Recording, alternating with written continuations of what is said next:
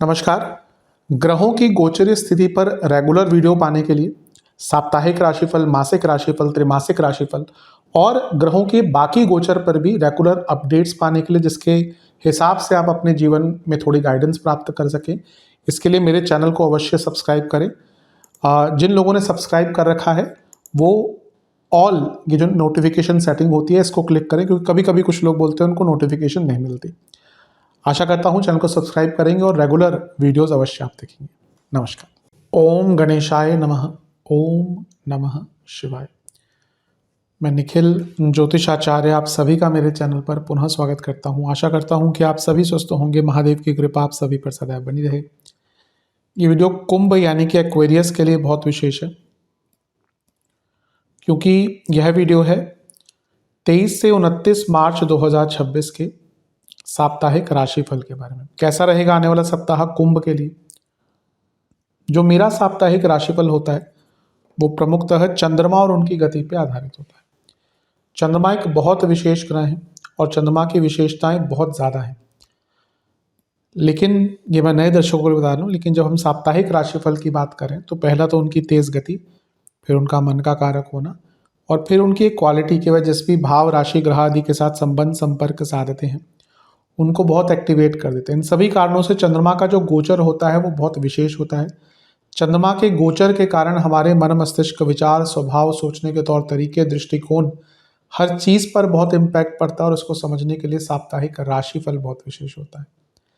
इस अंधकारमय जीवन में ज्योतिष एक मात्र विद्या है जो हमें थोड़ा सा सहारा देती है, गाइड करती है।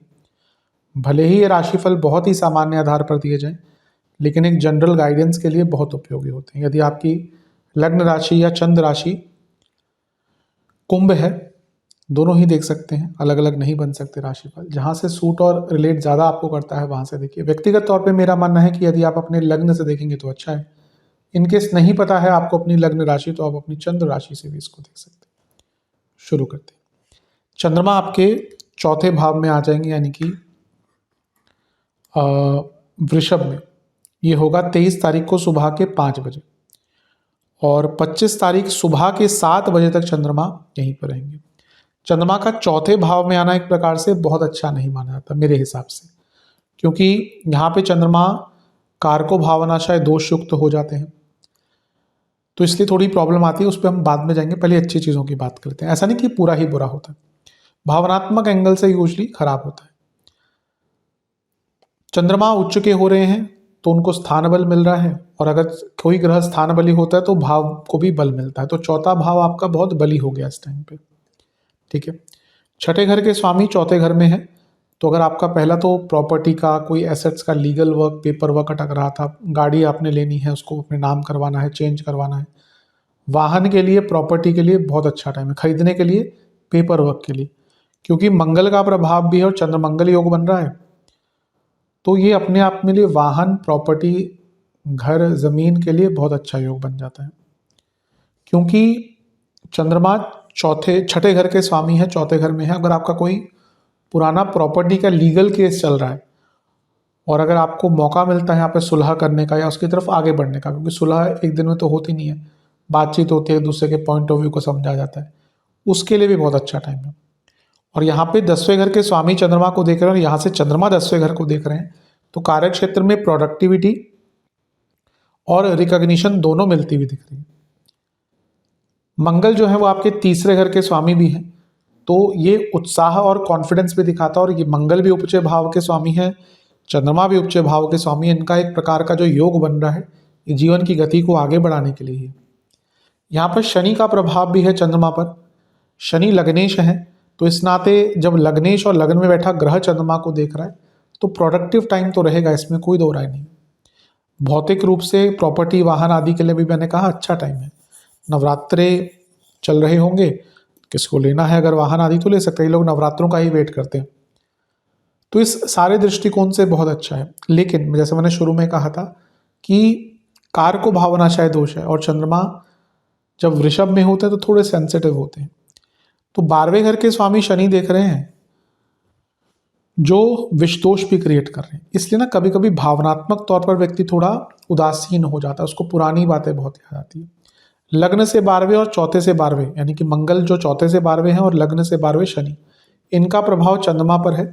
एक वैराग्य सा उत्पन्न हो जाता है। कभी कभी ना व्यक्ति का जो भी उसके आसपास की चीज़ें हैं, वस्तुएं हैं, परिस्थितियां हैं, उनमें मन नहीं लगता।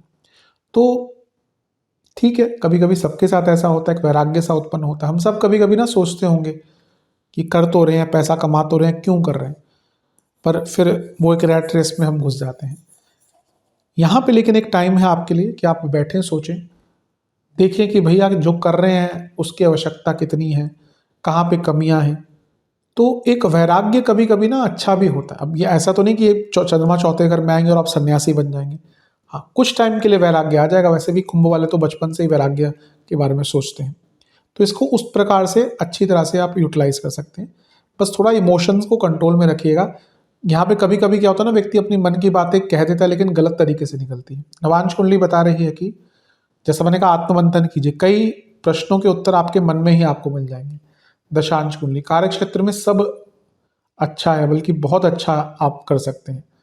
बिजनेस बिजनेस में कोई पुराने काम जो अटक रहे थे पूर्ण होते हुए दिख रहे हैं। लव लाइफ, पहले अपने मन को ना प्योरीफाई कीजिए। आपके मन में जो भी चीज़ें चल रही हैं उनको प्योरीफाई कीजिए, फिर आगे बढ़िए। क्योंकि अभी ऐसा प्रतीत होता है कि आपके मन में ही बहुत कुछ है जिससे आप निकल नहीं पा रहे, इसलिए रिलेशनशिप खराब चल रहा है, वैवाहिक जीवन।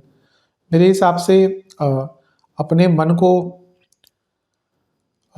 समझाइए कि पहले अपने मन को सुलझाइए, क्योंकि जो उलझने हैं वो आपके मन की उलझनों के कारण ज़्यादा है आप दोनों के बीच में।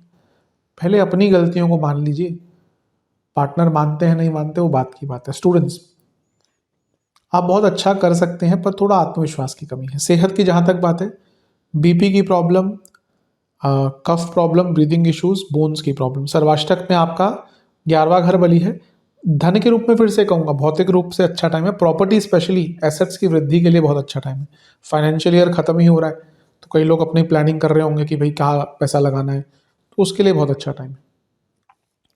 25 तारीख को सुबह 7 बजे चंद्रमा आ जाएंगे आपके पंचम भाव में, गुरु के साथ बैठ जाएंगे, और 27 तारीख को रात के 10 बजे तक चंद्रमा यहीं पर रहेंगे। चंद्रमा का पंचम भाव में आना एक प्रकार से काफ़ी अच्छा माना जाता है। यहाँ पे गजकेसरी योग भी बन रहा है। चंद्रमा छठे घर के स्वामी है, इतना बुरा नहीं होता छठा भाव, लेकिन मैंने कई बार समझाया है, कहीं कहीं जगह पे तो छठे भाव से भी राजयोग बनता है, पर वो बिना मेहनत के नहीं मिलता। कुछ राजयोग होते हैं भाग्य का साथ मिल गया तो आराम से मिलता है।